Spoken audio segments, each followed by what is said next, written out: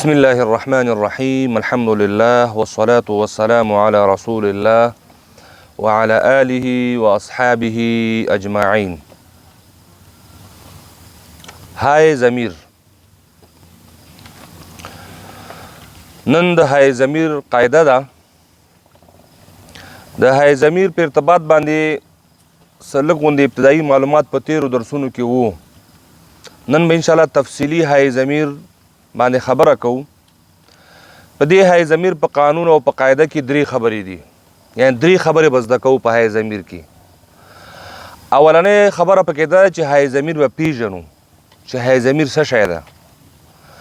دوهم خبره دا ده چې د هاي ضمیر حرکت به څه وي، یعنی هاي ضمیر به کم حرکت لري، زبر به لري، زیر به لري، پیش به لري، د کم حرکت سره راځي.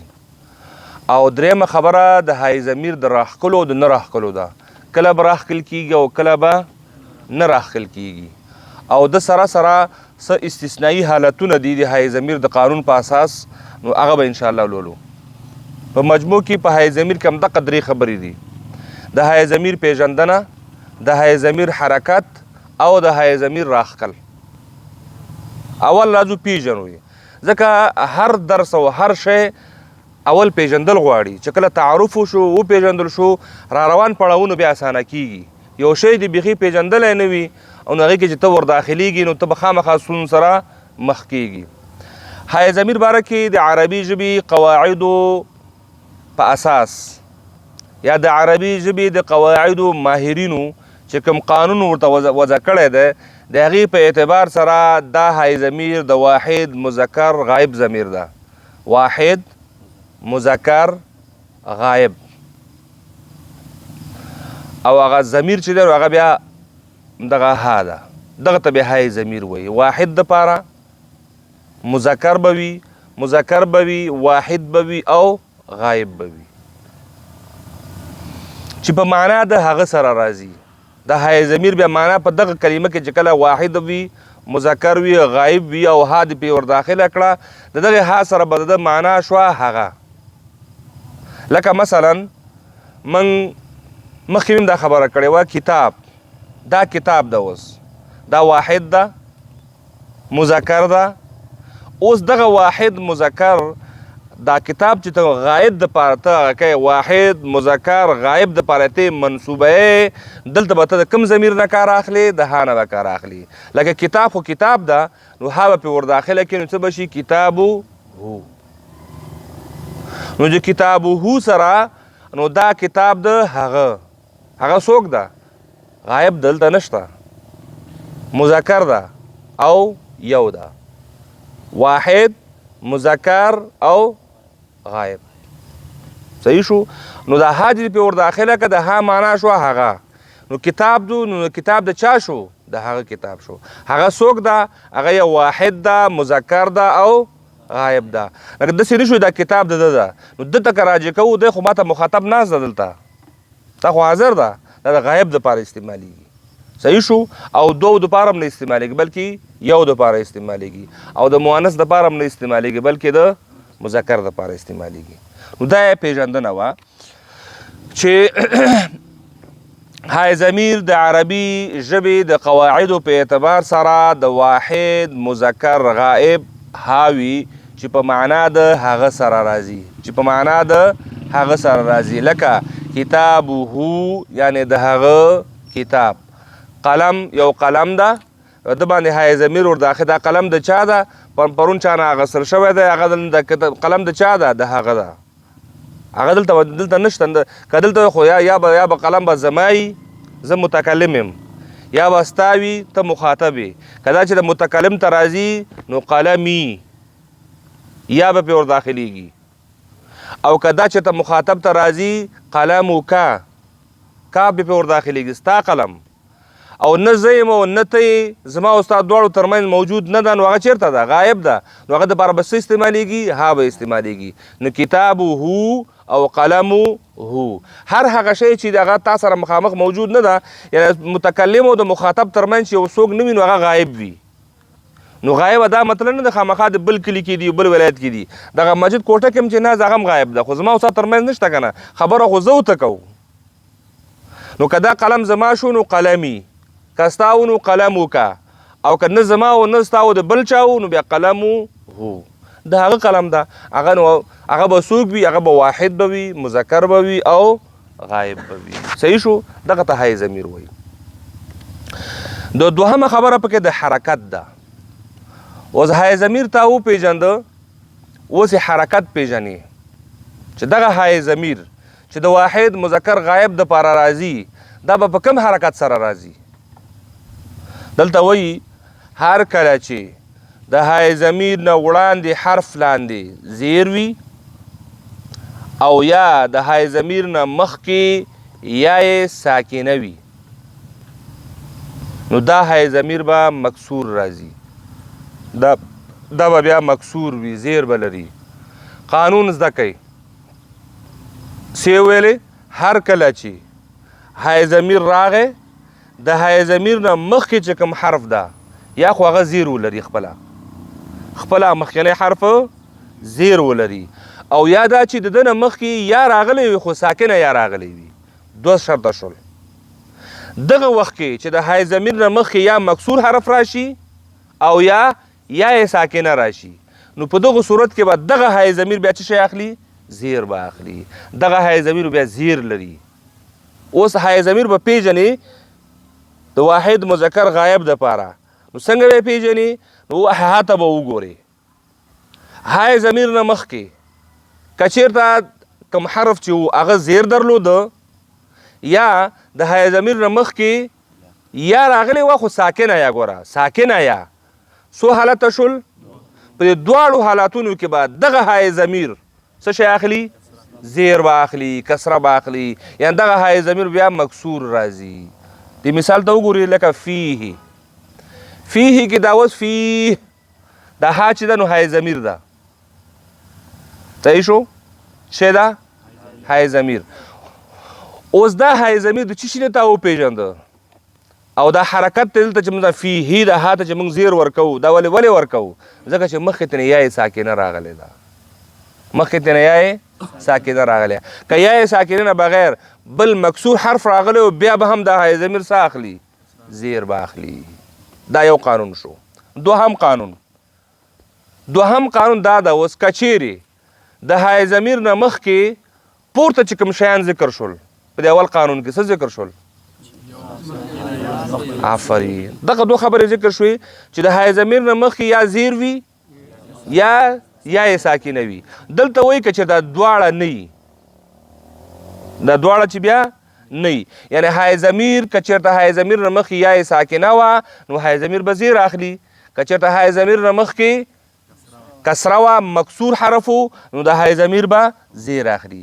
که چېرته دواړه نه و نو بیا په دغه صورت کې به های ضمیر پیش اخلي، بیا به مکسور راځي. مضموم اورشته وبخئ، مضموم به راځي. مکسور خو مخکې ذکر شو. که چېرته مکسور چې په څه شي باندې راته چې هغه نه مخکې مکسور او د هغه نه مخکې یا یې ساکنه نو مکسور به و. که دغه دواړه نه و نو بیا به څه شی وي؟ مضموم به وي. بیا به څه اخلي؟ ضمه به اخلي. یعنې مطلب دا دی چې های ضمیر اوس څو حرکته باید ولري؟ دوه. های ضمیر به یا کسرې سره راځي او یا د ضمې سره راځي. نو ضمې سره به کله راځي؟ کله چې د های ضمیر نه مخکې نه زیر والا حرف وي او نه یا یې ساکنه وي نو بیا به دا ضمه اخلي. او که چېرې د های ضمیر نه مخکې مکسور حرف راغی یا یې ساکنه راغله نو په دغه صورت کې به یا د های ضمیر بیا مکسور راځي. صحیح شو؟ زیر والا به راځي. نو د های ضمیر حرکت هم وپېژنده څو حرکته لري؟ کله به مکسور راځي او کله به مضموم راځي، یعنې کله به د زیر سره راځي او کله به د پیش سره راځي. او سوال دا ده چې کله به د زیر سره راځي؟ هغه وخت به د زیر سره راځي چې مخکې زیر والا حرف وي یو یا مخکې تېنه یا یې ساکنه وي نو دغه وخت کې به دا های ضمیر څه اخلي؟ زیر به لري. او که چیرې دغه دواړه خبرې نه وي، یعنې د های ضمیر نه مخکې مکسور حرف هم نه او یا یې ساکنه هم نه وه نو په دې باندې پوه شه چې دا های ضمیر بیا څه شی اخلي؟ ضمه به اخلي. صحیح شو؟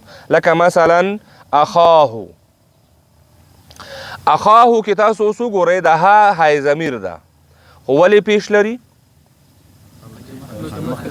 ځکه چې مخکې ته نه مکسور حرف شته او نه یا ساکنه شته. صحیح شو؟ او که مکسور حرف او یا ساکنه راغلی وی نو دا څه شی و بیا؟ دا به بیا مکسوره وه. اوس چې نشته نو مضمومه ده. صحیح شو؟ اخاهو یا مثلا لهو. لهو کې تاسو اوس وګورئ، لهو کې ها مضمومه ده. ولې مضمومه ده؟ ځکه چې ما قبل نه مکسور شته او نه یا ساکنه شته. صحیح شو؟ البته په قرآن مجید کې څو استثنایی قواعد شته، څو ضمیرونه شته چې د دغې قاعدې نه خلاف راغلي دي. متوجه یاستئ؟ دې خواته وګورئ. څو ضمایر داسې دي په قرآن مجید کې چې د دغې قاعدې خلاف راغلي دي. یعنی په ځای د مکسور کېدو مضموم راغلی دی او په ځای د مضموم کېدو مکسور راغلی. یعنی قانون دې ته جوړ دی چې دا باید مضموم وي، هلته مکسور راغلی، یا قانون دې ته جوړ دی چې باید مکسور وي، هلته مضموم راغلی. هغه وپېژنئ. او نور دپاره همدغه قانون شو.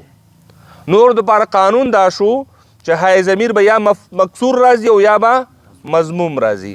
مکسور به په هغه وخت راځي چې ما قبل مکسور حرف وي یا ما قبل یا ساکنه وي، او مضموم به په هغه وخت راځي چې ما قبل دغه دواړه نه وي، یا نه مکسور حرف وي او نه یا ساکنه، بیا به مضموم راځي بغیر دغه پنځو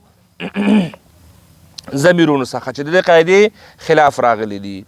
اول ارجح.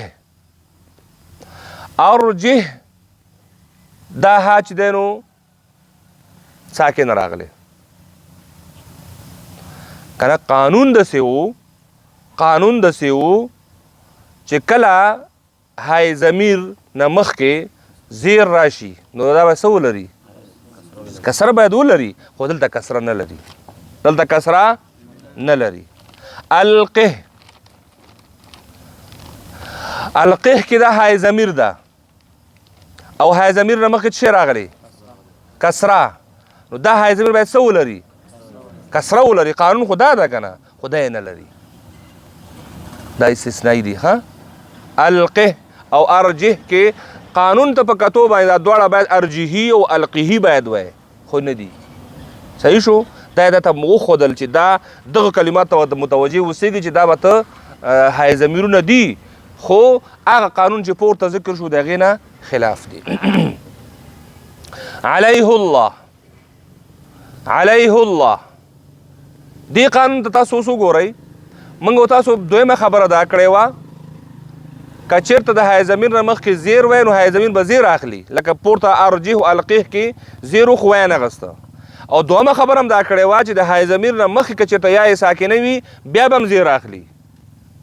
د دغه قانون ته په کتو باندې دا باید علیه الله وی. د دغه قانون ته په کتو دغه های ضمیر باید څه ولري؟ کسره باید ولري، خو دا څه لري؟